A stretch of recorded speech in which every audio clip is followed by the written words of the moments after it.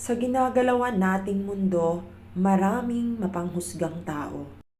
Mga taong hinahanap ang pagkakamali mo na akala mo sila ay mga perpekto pero ang totoo sila ay mas mabaho pa sa'yo.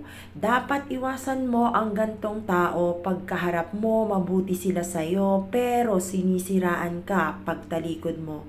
Sila yung mga taong hinihintay kang bumagsak kasi akala nila pag nangyari yun sa'yo, yun ay kanilang ikakaangat.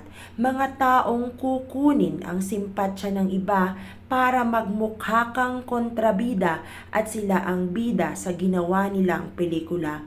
Hayaan mo nang sila-sila na lang ang bida at kontrabida kahit ikaw ay isa lang na hamak na extra.